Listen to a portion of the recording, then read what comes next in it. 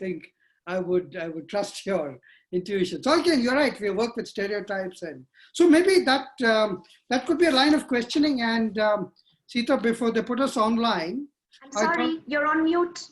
No, I'm not. Can you hear me? No. I'm not able to hear you. No, I'm not on mute. No, can you hear me? No. Ah, you again come back. You come back? Okay. Yes, absolutely fine. So what I meant was, I would perhaps, I made a few notes in the last few minutes when I was suggested that I could dialogue with you.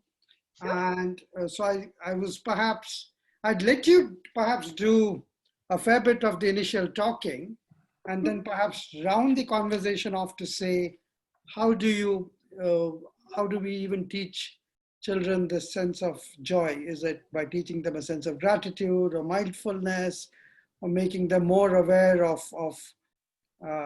their advantages and, you know, being more compassionate? And so that's where I perhaps would steer this towards. Absolutely fine. Yeah. And just because you've got such a comprehensive resume, I'm sitting in some room where I don't have access to a printer, and I don't know how to see your biodata while I'm speaking with you. It's fine. Sachdev, just keep it simple and just keep it conversational, because I definitely believe that it's what our actions really convey at the end of it all, rather than what we just say. Right. So I think whatever you may recall and whatever you consider as important to be shared with the audience, you can. And please do keep it brief, because what's important is we are able to interact and give the audience the maximum effectiveness we can within this short period of 12 minutes. So Sita, but just in respecting that you came prepared in a sense for a format, and I'm also a little bit stumped because I'm not equally matched or qualified in terms of engaging with you on this important subject. So there's one thing we could do. Well, of course, I think that the whole idea was to jump in now and build that rhythm. But if you're okay, you could do, I could just bring you in, get you, maybe make 30 seconds of an opening remark, get you to flow, and then jump in and maybe agreeably disagree or whatever else, and that just keep going. What is comfortable for you? Because for me, either way is fine. Whatever is probably more comfortable for you, because maybe it's also because I'm talking about a subject that I relate to a lot.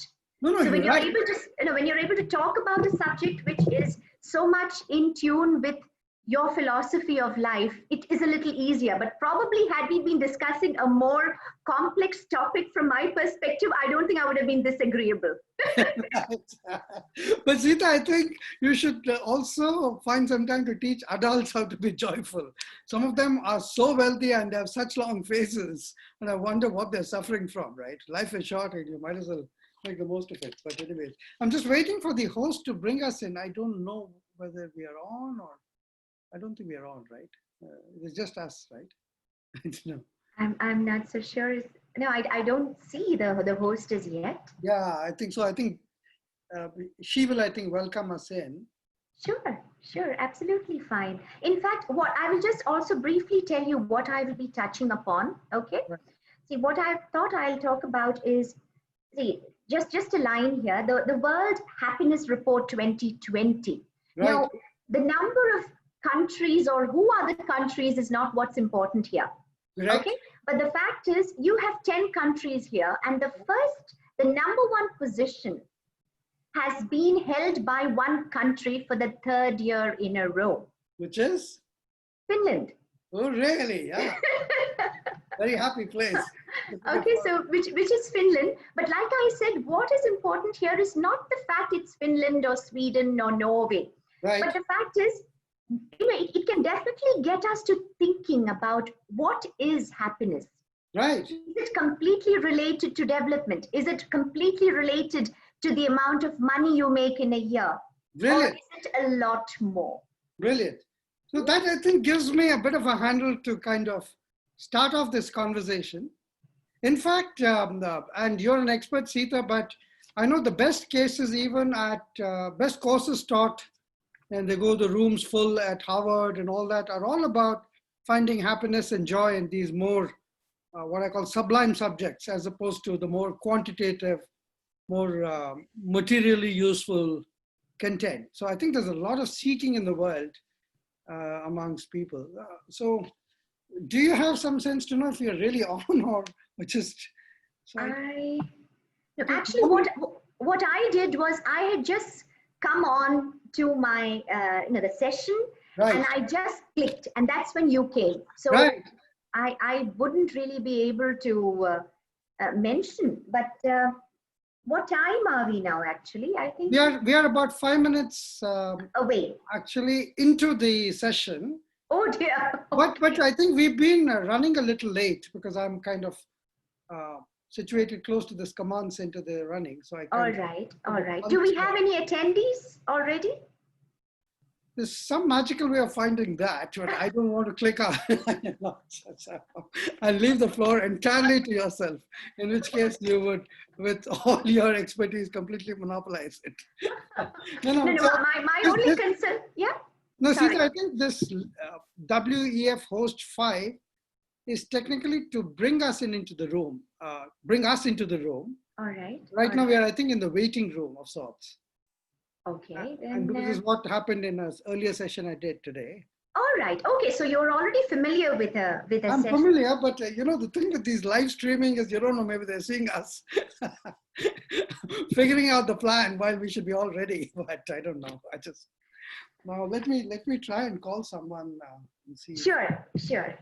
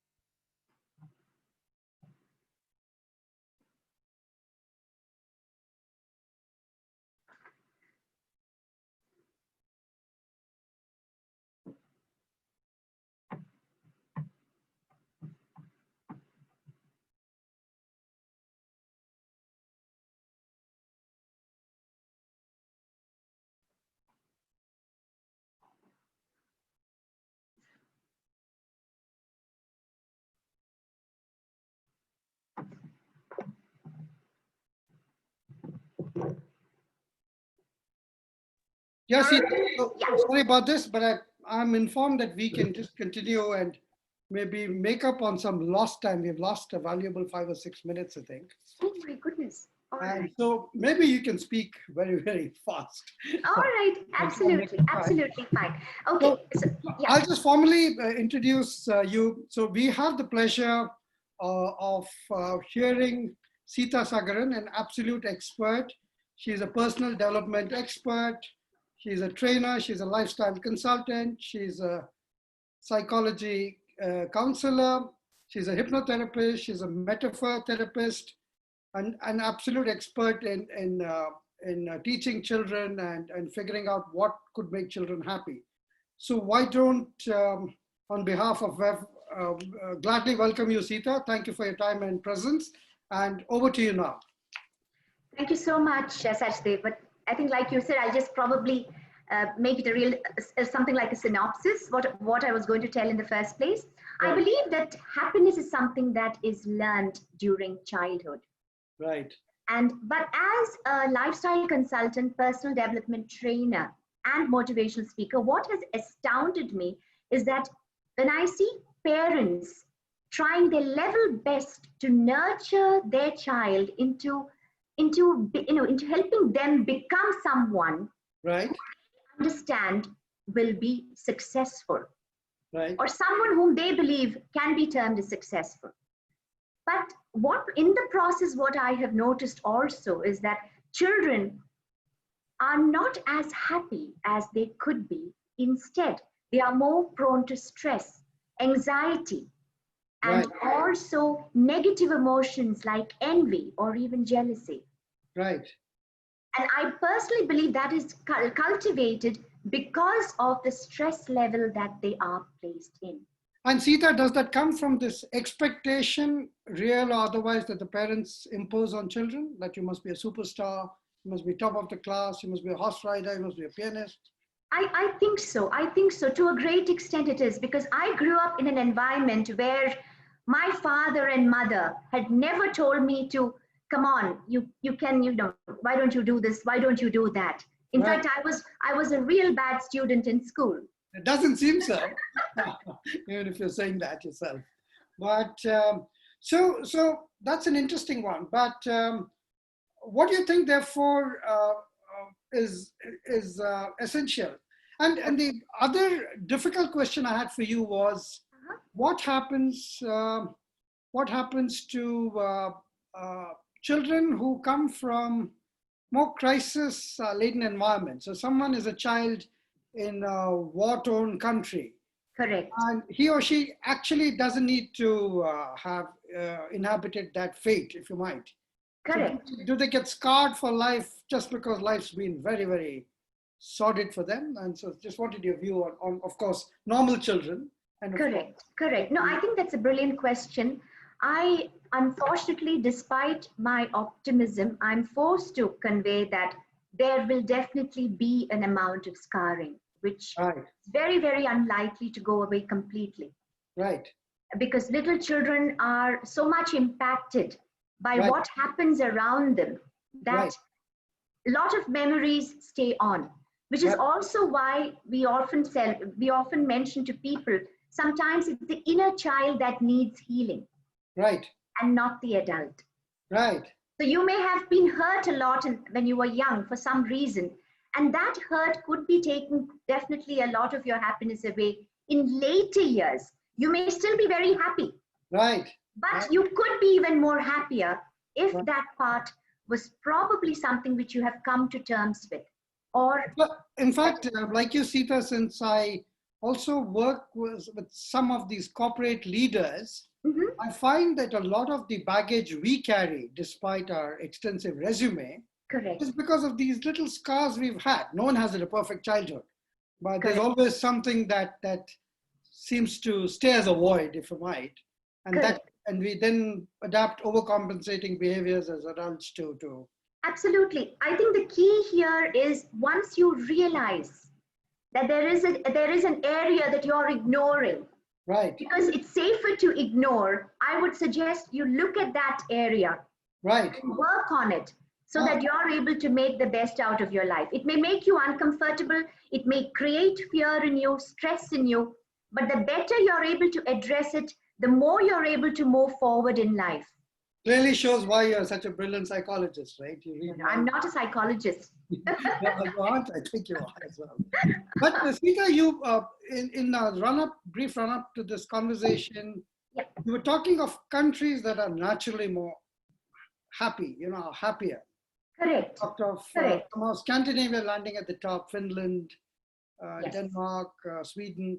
So absolutely. what goes on with, when is it that they have a different curriculum? Is it a population issue where they just have more space to themselves and they can climb trees or ski, at leisure? Or It's a lot of combination of factors there because I believe even in terms of what education is, I think their definition of education would be quite different right, from, let's say, a country like India right, or a country like China.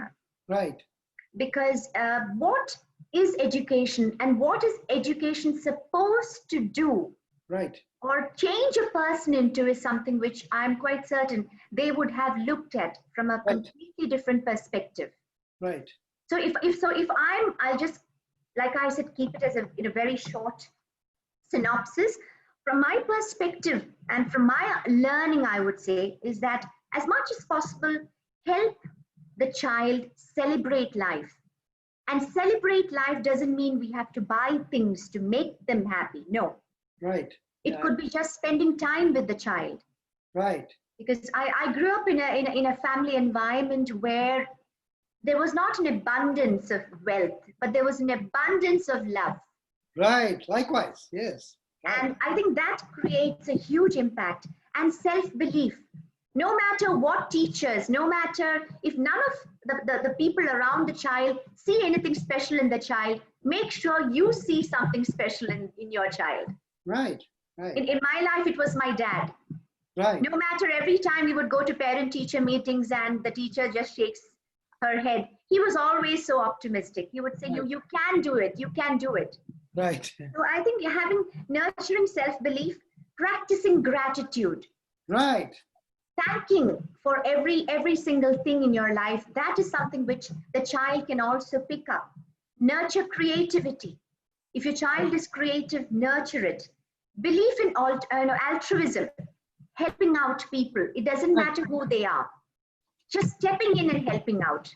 So this is an interesting one, Sita. I once heard from a friend that he was teaching his child to write to anyone on the planet, even imaginary, a letter of solace, right?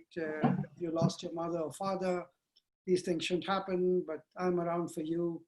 Or petting a hurt animal or something like that. And all that, I think, builds up compassion and a sense of connectedness. Right? Absolutely. In fact, what I would suggest is allow the child to be a part of the charity activities that you do. Right. You don't have to tell your child, help people, help people. Let the child see you help people. Right. Like for example, even in someone who we know in India, we found out that the lady's husband contracted AIDS and passed away. Right. And everyone was just literally standing idle and wondering, oh, it's such a pity, it's such a pity. But my dad just stepped in and had started helping out the family. Correct. So in other words, you don't have to wait to be called. If you are able to just help out, and your child will see that. And I like this great insight you're giving us, because action actually speaks louder than words in some ways, right? And you can put all this in the curriculum and tell children how to be grateful and joyful and write an essay, but that's different from seeing it up close and personal. Absolutely, absolutely. And I think apart from, of course, altruism, it's speaking up without fear for the right. Make them fearless in terms of standing up for perhaps someone who's getting hurt or abused. Right. So I think that would also help. And spirituality. I'm sure there might be several people in the audience who may not feel very comfortable about my next suggestion to make their child happy. But that is, let the child believe that spirituality is not based on religion, but a way of life. So there's a universal type of consciousness there. Absolutely. And a huge sense of tolerance as well. Right. Because if your actions, thoughts, and your words are resonating with what you can do to help others, what more will God want from us? Agreed.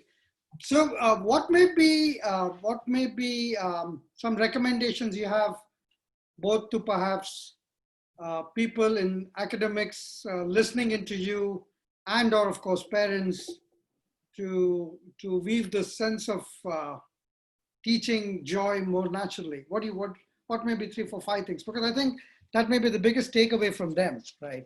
Sure. Well, the first one would be, please do not hesitate to say no to your child when required. Right. Because no is important, is it? Yeah. It is, because what I've noticed is when parents are in a situation to provide for children things that the child wants because their best friend has got it. Correct. A lot of parents feel compelled. No, I don't want my child to miss out on that. Right. But the question you need to ask your child is it important to you? How is it important to you? How does it add value to you? Right. Because I think that makes a difference, because I grew up here in Dubai. Right. And it's not a matter of what I wanted, is it important enough? And that question was asked also, not just when the family also, I would say, gradually, the financial situation also had improved tremendously, the question remained the same. In So fact, it's not that, this is also what I believe Bill Gates and his wife Melinda have done. They haven't necessarily pandered their children with every request any growing up child might have. They've treated them with the sense of purpose or seeing value in things. But do you think the new generation of children need to be treated differently because everyone in class has a mobile phone and a nicer one, and that one takes better pictures, and won't they be doing you a favor by taking your picture on Parents' Day, whatever else? all right. Yeah. Well, I would say the first step would be to get your children to be absolutely themselves with you. Right. So that they can talk to you about anything under the sun. Right. So that you're able to share a very honest relationship with them. Right. That they don't have to doubt your intentions. Correct. You're telling them something which is something that you consider as important. Communicate it to them, telling them that please think about it. Right. You may be in a position to buy, but think about, is it really important? Right. Or shall we do something else instead of going for that purchase, or instead of doing something? Right. And Sita, what's your view? Because like it or not, social media has an all-pervasive influence, Yes. including on adult minds, right? And Yes. naturally on innocent minds, it can be a little, in brackets, corrupting, meaning because they're not necessarily mature to see a situation in entirety. So what's your recommendation? What's your antidote to countering such negative influences? You hear of young children with a large following of fans on Instagram or something, and then just killing themselves simply. And I don't know what was shot in their lives, but True. I understand. In fact, once again, I'll have to come back to the point about being close to your child. Right. So close that your child does not probably have a friend as close as you. Right. So he or she must confide in you all the good and bad in their lives, and you must. Absolutely, because the moment the child is able to do that, you're able to step in. Right. And help the child, because whatever you find in terms of the so-called friends on social media, the child will also understand to keep the expectations low. Right. And just because you might have a huge list of people who know you on social media, that does not make them your friends. You seem like an almost perfect mother, right? And oh, I'm far from it. You should get my children bored. Far from it. So I think we are perhaps a couple of minutes towards the finish, but I'm sure you have a lot more to say, and maybe in some ways my questions have veered the conversation in ways not meant to be. So if there's anything else that's important, maybe from the book you've written, maybe from, and I was just keen about this metaphor therapy. What does that mean? I mean, was that specific to children, or is it? In fact, you can definitely use the therapy on children. My only concern is if we go a little bit on to that, I wouldn't be able to talk about two more areas which I wanted to speak with regard to this subject. So probably we can have this conversation offline some other time, because we have two more. So with your permission, sorry. Please, right. One more after the spirituality. I think that point. The next one would be teaching happiness through lifestyle and optimism. Okay. When I say lifestyle and optimism, I'm talking about when children come to you and say they are bored. Right. Get them to find out for themselves what are the things they enjoy doing. Right. And how can they probably get better at it. Right. Because I think that makes a huge difference. Today, even if it's an 18-hour flight, I'm thrilled. Right. Right. Because there'll be always something that I can do at that time, which I don't find time otherwise. And the last point would be teaching self-control. I think that the topic we were discussing a little earlier. Right. Because when you're teaching children self-control, it becomes a lot more easier for them to say no to things which they believe personally they don't need. It doesn't matter if their friends have it or not. Right. You also mentioned diet as a point, Sita. So are you saying it's time we say no to sugared colored drinks? Oh, no. In fact, no, not really, not that. Just that, let's just say if you're able to cultivate eating habits Right, which are more home oriented right, and probably get them to engage in the kitchen a little more. Perhaps they can also step inside and also try a little bit in the kitchen on how things work, what can they prepare. brilliant. It can also make it more interesting for them and more fun for the family. Right. So unfortunately, I think it's a wrap now, Sita. We've Sure. come to the end of the session. I do see speakers lined up for the next one. Sure. But honestly, it's been such a pleasure speaking with you. I'm sure the audience has taken away copious notes, and you'll have a much larger fan following this conversation. I look forward to interacting with you. Thank you very much on behalf of Women Economic Forum. There's an award I perhaps have to give you, but I am not sure how to do that.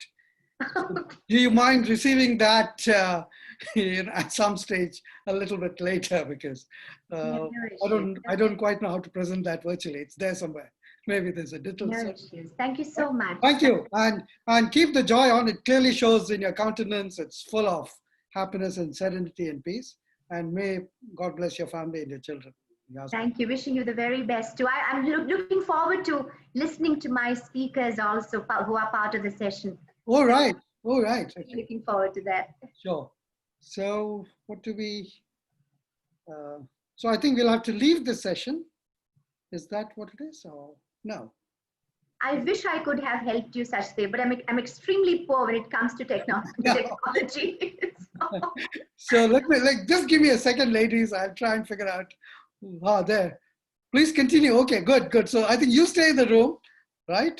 And I'm sorry, maybe the award should have been announced to you 30 minutes later. I just changed the deal a little bit. I brought the good news up front. Can we welcome Sharmi and Marni to the conversation? Hi, do you want to come into the room? Oh, you're there already. Yeah, okay. You want to unmute yourselves? Hi, I'm Marnie. Hi, Marni. So good to see you. Nice to be here. Are you dialed in from your private island home in Florida? Actually, that's really funny. I actually do live on an island in Florida. Yeah. Is that in the Tampa Bay? Yes, south of Tampa Bay, St. Petersburg. Yep. Yeah. There used to be a lovely Dali museum somewhere around there. Right, like a mile and a half, 2 miles from my house. Oh, really? Okay, perfect. So we approximately were. The winding stairs. Right. Thank you for your presence and your inspiration to the world over the Women Economic Forum. Sharmi, warm welcome to you as well. Thank you. And I know all of you have very extensive resumes and accomplishments, and I'm sure the speaker bios will say it all. But I think in the interest of time, would it be okay if we jump straight into the conversation? Sure. Sure. Thank you. Mami, would you be able to speak closer to the microphone? Your voice is coming a little faint here over the internet. Not bad. Is that better? No, I think Sita is not able to hear. Sharmi is not able to hear. And Let's see if I can suggest anything else here. I've got me on full volume that I have potential, so maybe I will try to speak louder. Right. Yeah, sure. Maybe you'll have to lean over your computer or whatever, and the microphone. Oh, it's right here, so I can. Oh, right here. Okay, perfect. Okay, so we are in conversation with you on this topic of faith in the times of crisis. So vital in this stage because everyone's clutching on thin straws, either for finding the vaccine very, very quickly, accelerated development of the vaccine, whether to build herd immunity. We're trying everything possible. We are practicing social distancing across the world. there is global economic shutdown. So I think people are deeply confused and paralyzed. And somewhere I think our leaders are being tested.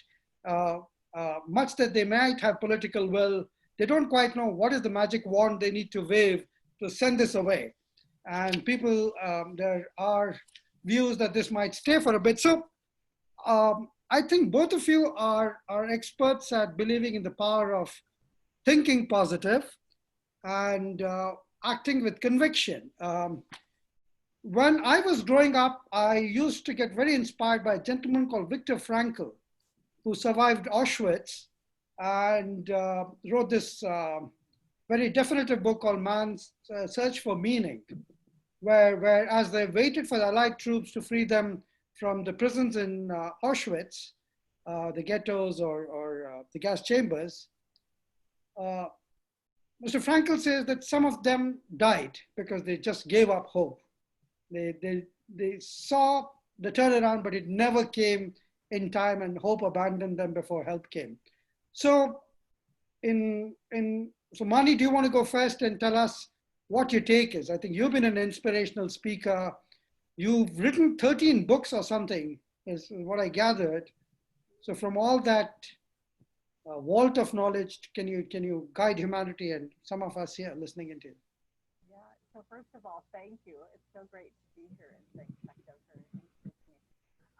I think that the very first thing I want to say is that you are going to have trouble in life, whether it's COVID or whether it's something else.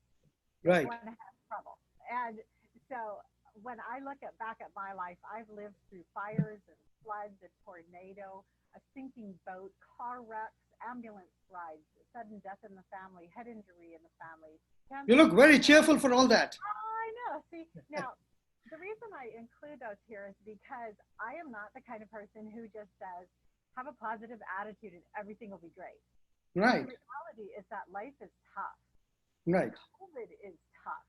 Right. And how do we balance faith with reality that's hitting us in the face and saying, you're in pain, this is very hard. So I think the first thing, though, is to step back and to make sure that we believe that what's true is true. So if we were to say that before any plant can grow, you have to take a seed and you have to stick it underground. Right. What is the experience of that seed? The experience of the seed is complete darkness, separation, hopelessness. It has to die and then can burst forth the plant of the beautiful flower or the fruit or whatever we need. So you must climb out of the trough of despair and then find joy and hope. You have to say, this is true. I'm alone. I'm buried. It's dark. Nobody cares. Nobody sees. Nobody knows. Right. This is horrible. This is painful. But you have to trust that if you will just leave that seed right where it's supposed to be, that the water will come, the worms will come, the sun will come. It will sprout. It will grow into something good. And now I believe that in everything that happens to us, whether good or bad, there is a seed there, right, for more good or for more bad. Right. So if it's good, there's more good available or there's bad available. For example, you could take something really good and it could make you really prideful and really difficult to be around. Right. Something good. Now, if you could take something very bad and it could crush you absolutely, or it could be the seed that bursts into something much bigger than the pain that you experience. Wonderful. Each stage. So I believe that what we need to be looking for in COVID, and we're seeing it everywhere, I believe what we need to be looking for is what is the good that can come during and after this pandemic. Right. But Mami, just a quick follow-up question before we hear Shami's comments. How do you build this sense of resilience? Because the point is, I think each one of us is built with a certain innate mental strength. It could come from the upbringing we had. It could be, more rooted beliefs that our families left us with. But in my conversation earlier with Sita, I was saying, you could be, for example, a child of a war-stricken family, right? And even if you are a good person, circumstances would make you feel generally hopeless or helpless. So how do you build what I call lowest common denominator courage? How do you get people to subscribe to the fact that more good is generally possible than bad, or something can come out of it? So I believe you have to reframe what you're seeing as bad. You have Right, to say inside of everything, good, bad, or indifferent, there is the potential for good. right, So, okay, so we all think of heaven, this wonderful place that is perfect. right, And we all think of hell, this terrible place that is awful. right, But we live on earth. Right now, we live on earth. We are right, in the middle place. We've got hell and we've got heaven all going on all the time, all around us. right, The question is, what are you going to choose? So we all have to choose for eternity, but we all have to choose right now, right here in this moment. Am I going to choose to believe that there is good in this, or am I going to choose to believe that because it feels bad, it must be hell on right. continually? So does it feel terrible to get in a car crash? Yes, it feels terrible. It is terrible. You can't get around that. That is awful. It's terrible. You can't just say to your brain, this is great. But stuff happens. Yeah. Right, stuff happens, right. So you take, as long as it takes you to grieve the loss of the car, the time, the money, the everything that you lost in that. Take Right, that takes, and then embrace the reality that if this felt that bad, there is something even better, brighter, good coming my way because I had to experience this bad thing. It happened. There's a seed in it. What am I going to water? Am I going to water the belief that something good can come out of this and I can start by helping the people around me or encouraging the people who are helping me?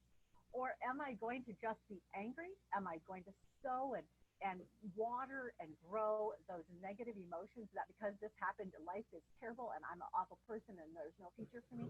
Everything that we go through, we have a choice to how we're going to address it. And the key to changing how you've been doing it is to believe that that's true. If you don't believe that your response has any difference and makes any difference to your life, you will never change your response. I think we can certainly do with a lot of your optimism. I think we need that in double dose more than the vaccine, I think, at this stage, Marvi. So I will just request Shami to come in at this stage.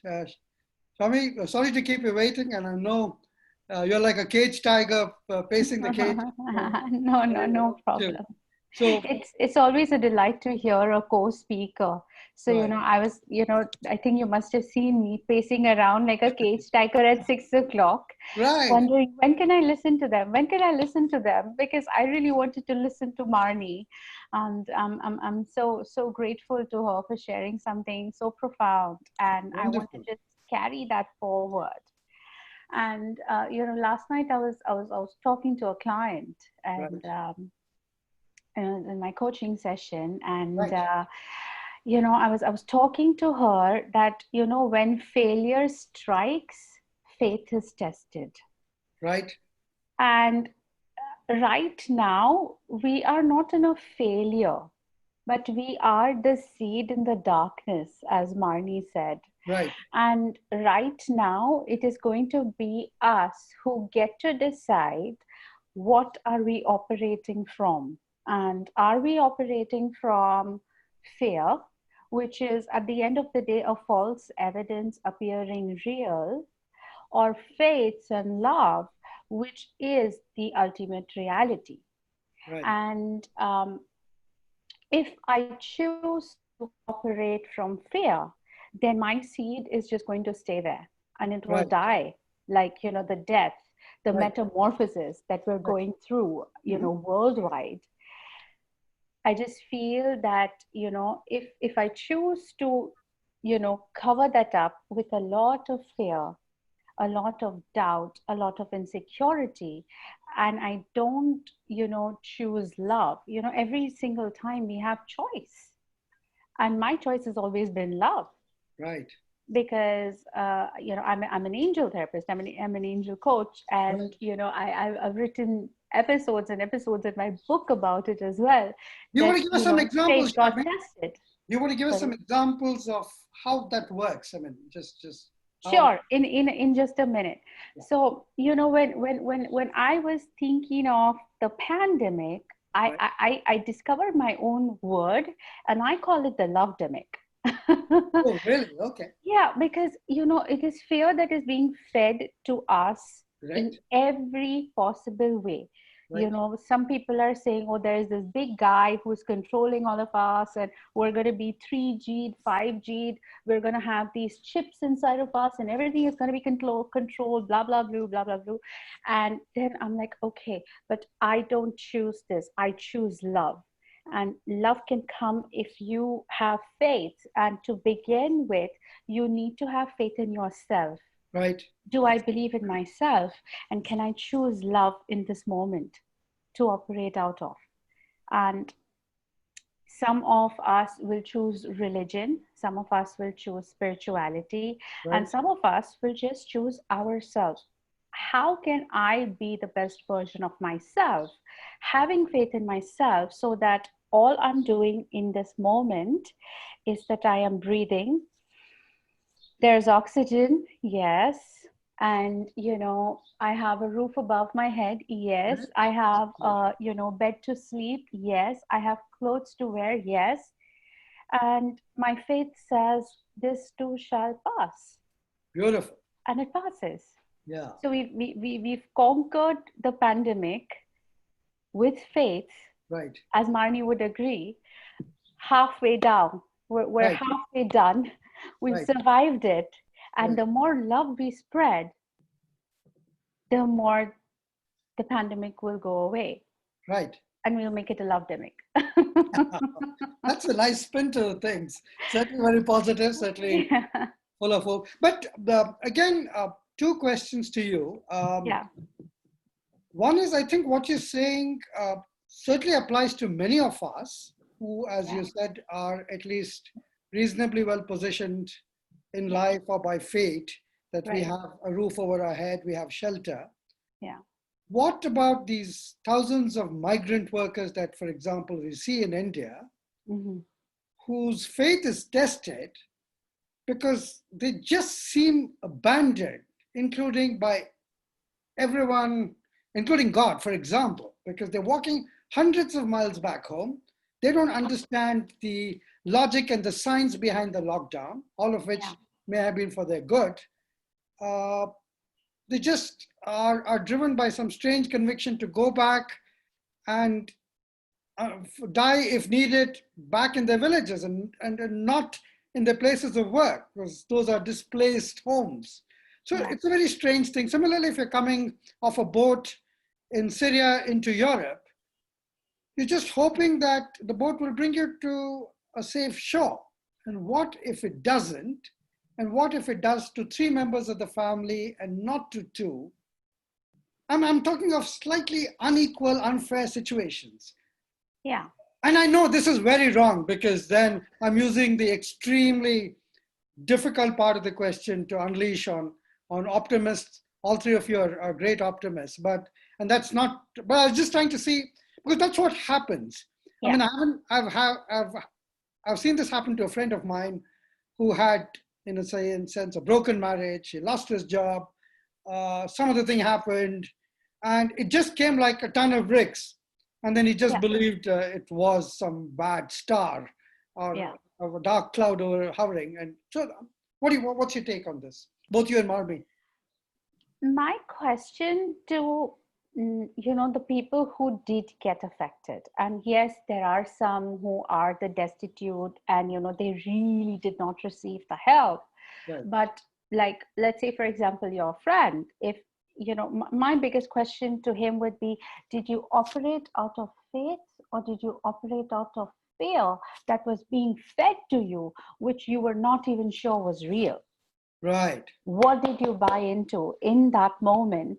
Because the universe is mighty vast, it's mighty abundant, it's mighty loving, it is intelligent, and everything you give to the universe comes back to you multifold.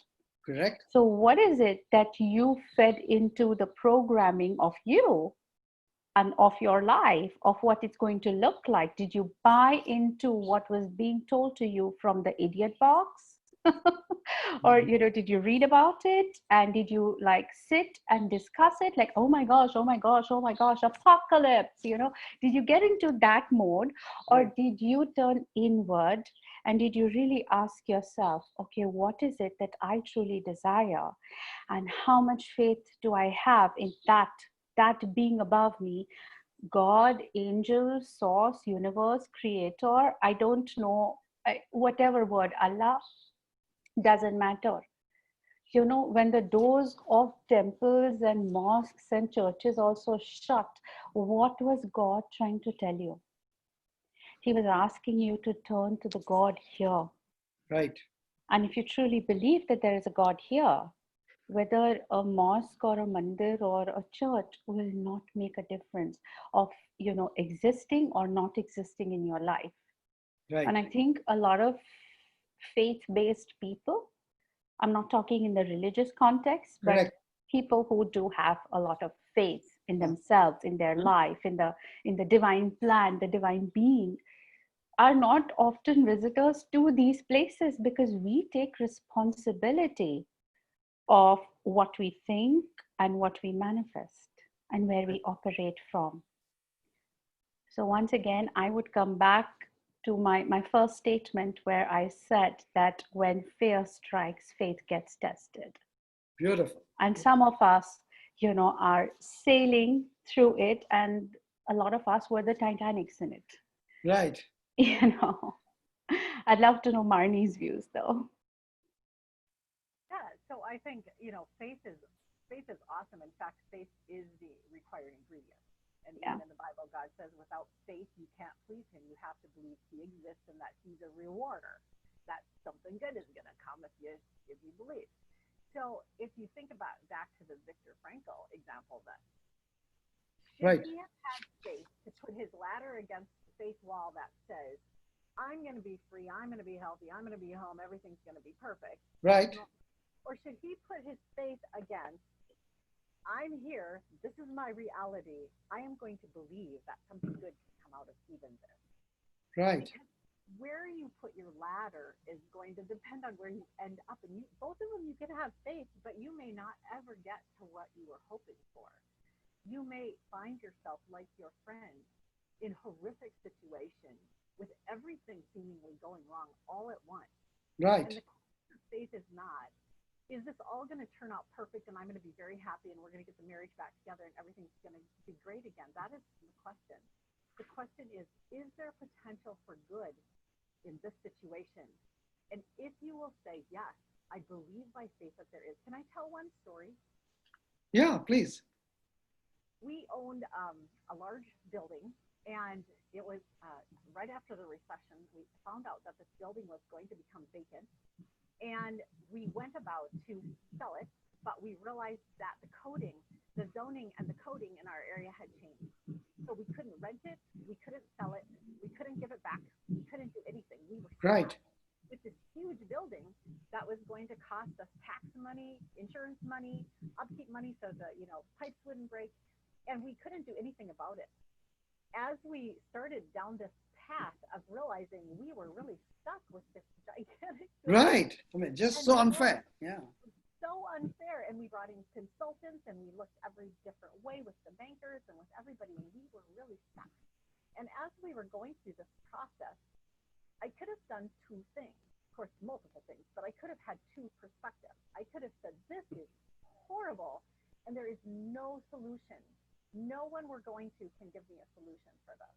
Or I could have said, by faith I'm going to believe that something good is going to come out of this. Right. And so because I am a faithful person, I Right. chose faith. And I just started, God just did in my heart, I put this little phrase that I started saying all the time. Thank you, God, for sending the perfect buyer on the perfect day, in the perfect way, with the perfect pay. Wow. Okay. Over and over and over. And I knew when I said it, I knew that it wasn't going to be perfect like my perfect, like what I would have wanted. It's going to be God's perfect for me. And so I was just prepared to take God's perfect. So for 2 years, every time the thought of worry, concern, financial strain, whatever it was, came about that crazy big building, I would just kick right into, thank you, God, Right. perfect buyer on the perfect day with perfect pay in the perfect way. And I would just believe that. And whether I was sleeping or driving or serving a client or trying to go to sleep, whenever it was, I would just repeat by faith what I believed was true. Right. And about 2 years later, a buyer came forward and paid the asking price. Wow. And at the closing of that sale, I said to the agent, the buyer was there, I said to the agent, I said, what are they going to use the building for? I'm just so curious. I mean, it couldn't be Right. coding, it could be used for anything. I said, what are they going to use the building for? And he said, I don't think they know. They don't have a plan. Right. Wow. It was a perfect plan for you, though. We were free. So when we think about seeds of faith, if you think about different seeds, whatever you plant is going to grow. You cannot plant a pumpkin seed and get a squash or get a mushroom. Whatever you plant, that's what's going to grow. So if you're going to plant something good. Plant something by faith that you think is going to be good, like a perfect outcome from God's perspective. That's what I'm going to believe for. That's a terrific story. Yeah. Then water that. The other thing is that you have to know that when you plant that seed, you don't have any idea how long it's going to take. Correct. If it's just a normal plant, it'll pop up and be in full bloom within a couple months. If it's an acorn tree, it might take 70 years. Right. You don't know. All you know is that you have a choice. Whenever that thing comes to mind, you have a choice. Am I going to give in to the worry, concern that is literally here? You know, and I love that acronym too, fear, false evidence appearing real, but there's actually some fear that's legit. Like, for example, when I'm coming up to a railroad train track and the lights are flashing and the bars are coming down, I should have a little cautionary fear there. I should not just Right. You know, I mean, there's things that are actually really, truly terrifying. Right. And I think we have to face the fact that, like in my situation, that was really bad. We were in a very tough spot. Right. But I had a choice. Am I going to give in to that even real fear? Or am I going to give in to faith, which is going to allow me to actually party right now in the middle of my disaster? I would just start saying that over and over again. I am waiting for the perfect buyer on the perfect day with the perfect pay in the perfect way. Lovely. That's a great story. And very inspiring, must say, really. And Shami, any thoughts on what Marnie said?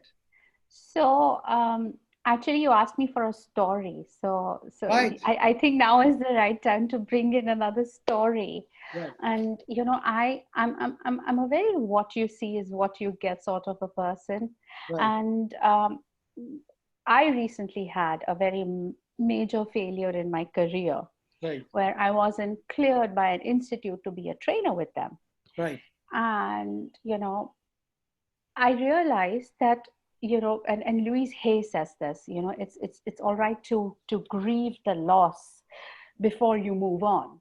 Right. And you know, people have this mistaken understanding about, you know, people having faith Right. and people choosing to have faith. Right. And their understanding is that, oh, you know, they are these happy, preppy, woohoo, goody two shoes, Mary Poppins sort of people. Right. That's not true. No. That's really not true. I guarantee it. It's not Really? true. So, you know, I had this failure and I was like, no, not okay. Angels, you got me there. You got me to do this. And I'm an angel therapist. So, you know, I have this friendly, fun sort of a relationship with them. And so I said, you got me there. You got me trained. And then you got me rejected. That's not okay. I don't accept this. And I cried and I howled. And I'm like, this or better, this or better, this Wow. or better. And then came along the pandemic. Right. And and then came along something else that completely refined my perception, which was a coaching program. And this is like absolutely yesterday's talk. And in these 12 weeks of experiencing what I experienced and having the faith that whatever turmoil, whatever, ragram patti basically that is supposed to happen, I had to be like, scraped and scraped and Right. scraped to shine Right. like a diamond, Right. and I had to take that scraping and I had to welcome that. I had to welcome that scraping. I had to welcome the tumbling and the polishing. And I had to welcome every emotion that came along with it while I don't lose my faith, because I said this or better, this or better, this or better. I'm not taking no for an answer. So You will the like the universe way to follow she, you. Yeah. huh? You will the universe to follow you. Yeah, I said, you know what? Fine. I followed what you asked me to. I failed at it. Now you give me a better path out of it. And yesterday I realized how beautifully they got me out of a very horrific situation, because Wonderful. right now that institute has shut doors. Oh, okay. So I and I just launched my book and I am about to register my academy. And I was like, oh my gosh, like, how does it get any better than this? Right. You know? And it always restores my faith in what I truly believe, which is angels. And I know that they have my back. Right. So I think if you look at life with a sense of gratitude, often I think we tend to put certain numbers to our achievements, our progress. This should have happened. I put in this much, very much like financial markets, right? Yeah. And do you think, therefore, that's a nicer way to live, because then at least you accept the highs and the lows with more equanimity? Like you said, something as solid as a stock market, and my husband is a stockbroker. Oh, wow. Okay. You're in So, good hands. and everything is very solid. Right. Everything is very solid. It's right there. It's put in numbers for you to see. Right. Right. But how do you feel when you see it? Do you feel love or do you feel fear once again? Interesting. How do you feel about it? And if somebody's company crashed, how does it connect with you? Right. How are you connected with this? Sure, go ahead, send them the love, send them the light, and you continue to believe what you truly believe in, which is your faith that says this or better. Right. Or better. So that's a great mantra to take away. Yeah. Yeah. I'm sure. I think the clock says we are past the hour. Yeah. Time's up, sir. So time's up. So what do I do now? Okay. So I must thank all the three of you, Sita, Marni, and Sharmi, for an excellent conversation. I think you left us with much advice that can benefit many of people in the audience. Women and men will really benefit from all the good and affirmative things you left us with. Can I be forgiven about this awards bit? I think I'm supposed to give you an award. Okay. Okay, so let me once again thank you, and really deeply appreciate your time and presence, and look forward to staying in touch. Thank you all. Thank you. Thank you so much. Thank you, Marni. Thank you, Sita. Thank you. Thank Lovely you. meeting Wishing you all the best. Thank you. Cheers.